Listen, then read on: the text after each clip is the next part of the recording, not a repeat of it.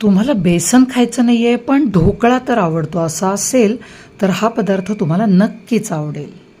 अर्ध्या तासात होणारा रव्याचा अगदी जाळीदार आणि लुसलुशीत ढोकळा. 200 ग्रॅम बारीक रवा वाटीने मोजायचा. त्याच वाटीच्या मापाने 1 वाटी दही, 1 चमचा किसलेलं आलं, 1 चमचा वाटलेली हिरवी मिरची, अर्धा चमचा पिठी साखर, अर्धी वाटी पाणी घालून सगळं एकत्र करून घुसळायचं आणि त्याच्यात सगळा रवा मिक्स करायचा. व्यवस्थित एकत्र करून 10 मिनटं झाकून ठेवायचा.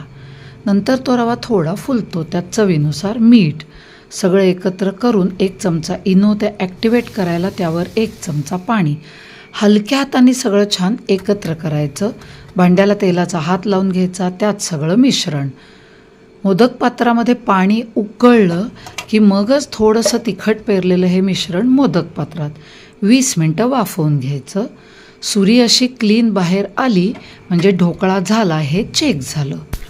1 ते 1.5 टेबलस्पून तेलात अर्धा चमचा मोहरी, 7-8 कढीलिंबाची पानं, पाव चमचा हिंग आणि 1.5 चमचा तीळ सगळं छान परतून नंतर थंड झालेला ढोकळा असा मोकळा करून घ्यायचा.